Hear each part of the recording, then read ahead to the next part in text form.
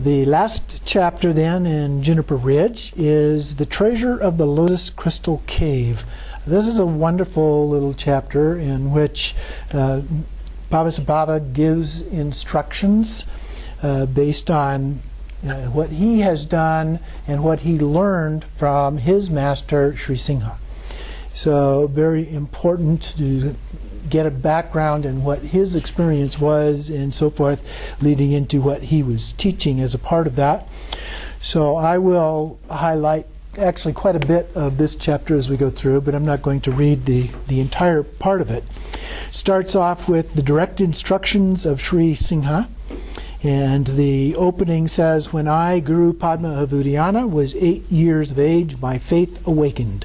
I went before Guru Shri Singha, offered gifts, and requested teachings."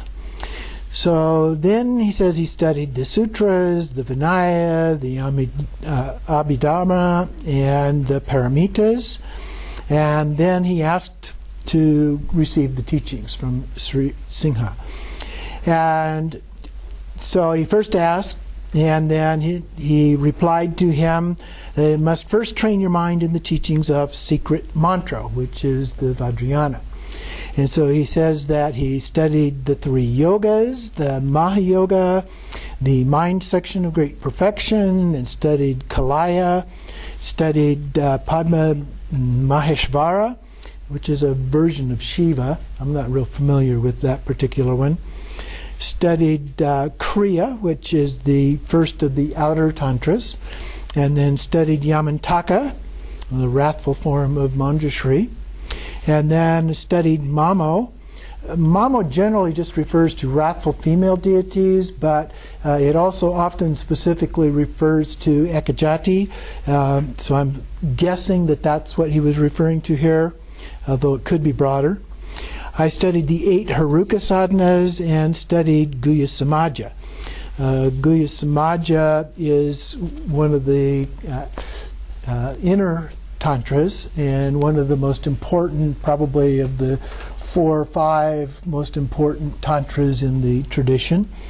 I looked it up a little bit more. There are 2 versions of Guhya Samaja available. There's one in the Arya tradition, where Akshobhya is the main deity, or Akshobhya Vajra is the main deity. He is blue-black, holds symbols of all the 5 dhyana Buddhas and in their hands, and there's a total of 32 in the mandala. In the Jnanapadra tradition, it's Manjushri who is in the center. He has 3 heads, 6 arms, and 19 deities. So 2 different traditions, just to give you a little bit of background on that particular tantra. So then he says that having realized all phenomena to be merely dreamlike, illusory, unreal, and false, I again went to the Guru and asked for the teaching, and he replied that you understand all phenomena are false. This understanding should be assimilated into your being. And that's a good set of guidance there, because it's not just about some mythical looking figure, it's about that representing something. So take a simple one. Chinrezi is compassion, so that is compassion. And so the idea is to embody compassion when you do these practices, or that particular practice. And then he says, without taking it to heart, it becomes mere platitude. This does not result in enlightenment. So he said, first, make the mandala offering, and then direct your eyes toward the expanse of sky, tighten your lower wind, suppress your upper wind, visualize an A from the red bindu at the Namana chakra at your navel center. Visualize a white bindu from a bomb at the Mahasukha chakra at your crown center. This is the key point of bindu. Then focus your mind on the bomb melting from the blaze of fire from the A at the navel. The white and red bindu mingle in the Dharma chakra of your heart center. This is the key point of mind. Then let the white and red bindu become smaller and smaller, and finally, do not keep anything in mind whatsoever. This is the key point of perfect and complete enlightenment. So those practices sound fairly similar to the Tumo practice, and so that may or may not be exactly what it is, but it involves the channels, winds, and drops. There are actually quite a few variations of those practices.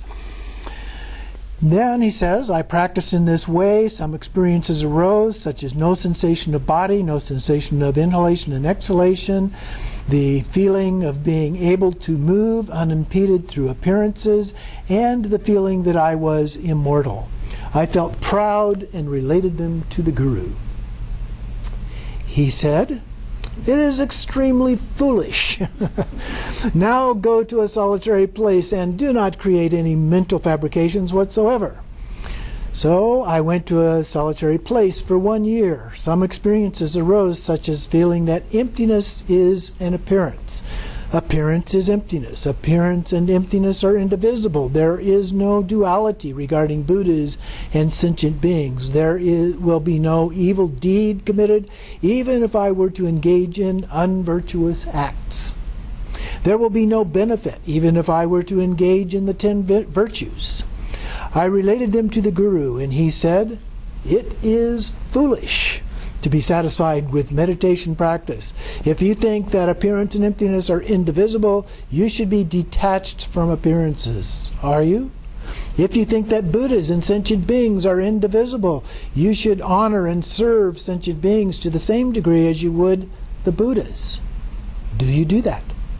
If you think I will have no karmic ripening even if I engage in 10 unvirtuous acts, you should be able to accept the 10 unvirtuous acts of others directed towards you, even if it might result in your death. Can you do that?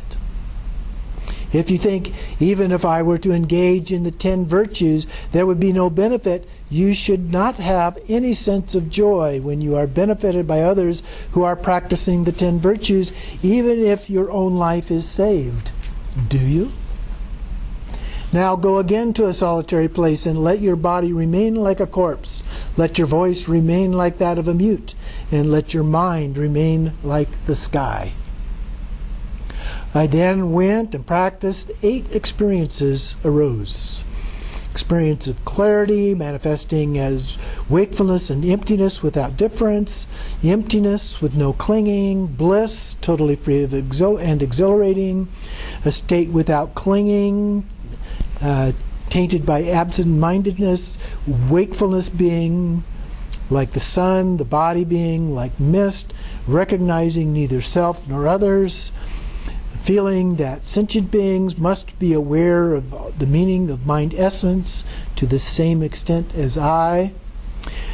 And then he related them again to the Guru.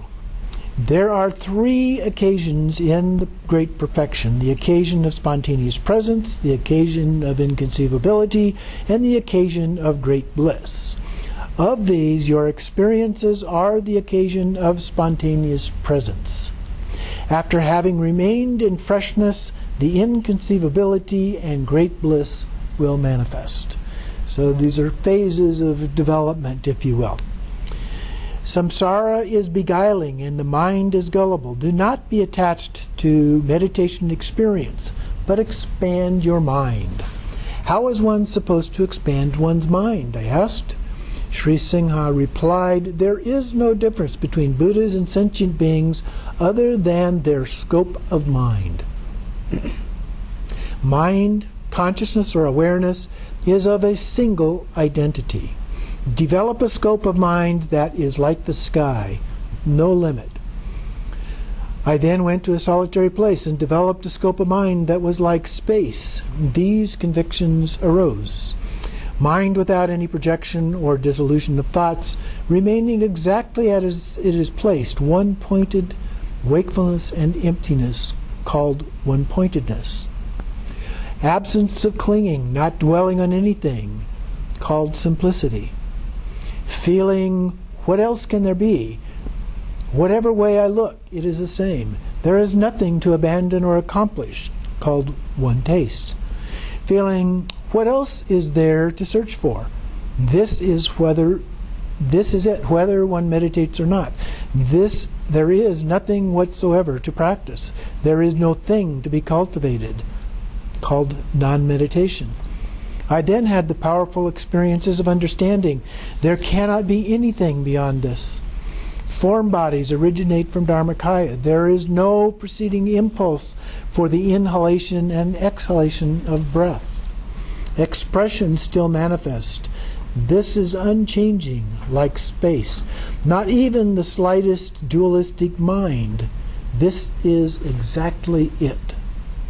I had experiences of feeling vivid clarity, total purity, complete openness, all-pervasiveness, utterly encompassing, totally free, and completely diffused. I related them to the Guru. Shri Singha said, "The natural condition of things is devoid of something to be experienced. So what are you experiencing? What is that experience? What is it that experiences? What are you so elated about?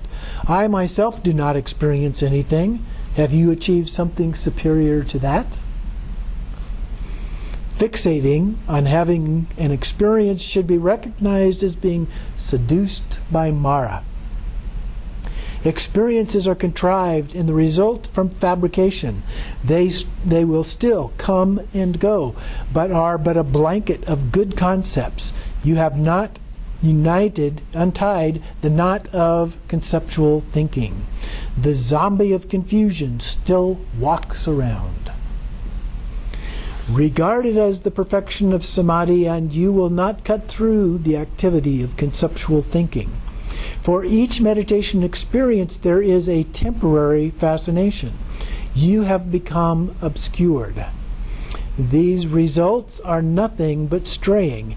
If you cling to clarity, it is the highest.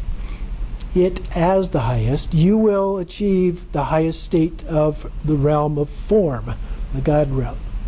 If you cling to the emptiness of non-thought as the highest, you will achieve the highest state, the formless realm. If you cling to bliss as the highest, you will attain the highest state in the realm of desire. None of these will result in enlightenment, the supreme city of Mahamudra. How should I train? I asked. Bring forth your original mind. Into what should I put effort? All your effort should be put directly into effortlessness. How should I practice samadhi without effort? Do not hold temporary experiences to be the highest. Do not watch objects. Do not watch the mind. Do not get involved in a lot of things. Do not give rise to desires. Do not harbor needs. And do not entertain despair. Leave your mind exactly as it is. Let your mind rest like the center of space. I then went to the solitary place and practiced. My previous experiences became nothing but layers of concepts and were completely extinguished. I realized natural mind, totally unobscured by any defects or virtues, free from a basis of anything. Naked and vivid wakefulness, utter openness, totally fresh, the same taste of all phenomena of samsara and nirvana, and I related this to the Guru.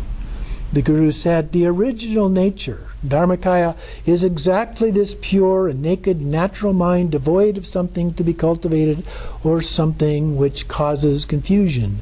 Now do not obscure yourself with further craving. Bring the old craver to the state of desirelessness. By sustaining a state known as never cultivating and never apart, never separated from nature beyond cultivation, you will attain the supreme and common cities. Is there anything else bothering you? There is nothing, he said. Are you displeased? He asked. I am just a little displeased. If you are displeased, you have hope. If you are pleased, you have fear. If you have hope and fear, you have dualistic clinging. Stick to the practice of non-duality. From now on, just continue without coming back to see me. I then practice in the town of Udayana and did not have the slightest thought of asking for teachings, of offering my experience, of virtue or non-virtue, or of good or evil. I simply went wherever I went and sat however I sat. I became just like a corpse. Or there's an alternate translation of that line that says, I was free from forming any judgments. The guru arrived and said, aren't you going to prostrate to me? Aren't you going to present your realization to me?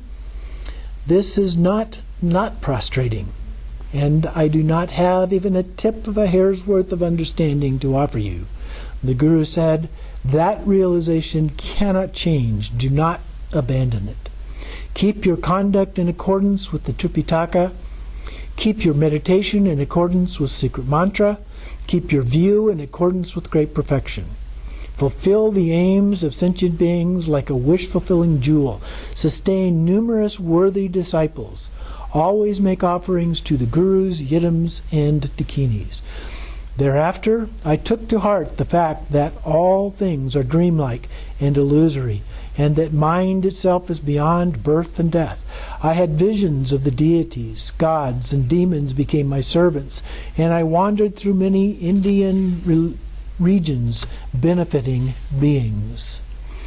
And then from a final passageway here on the last page, 166. Though not liberated by the Tripitaka or secret mantra, I was liberated by this secret teaching. May all the worthy ones also be liberated through this. May this final and direct instruction of Guru Shri Singha meet the worthy person who possesses former training. Samaya, seal, seal, seal, seal of entrustment, seal of secrecy, iti.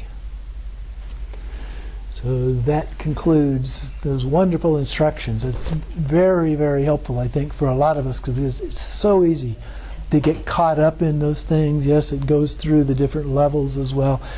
So really powerful, concise pith instructions there.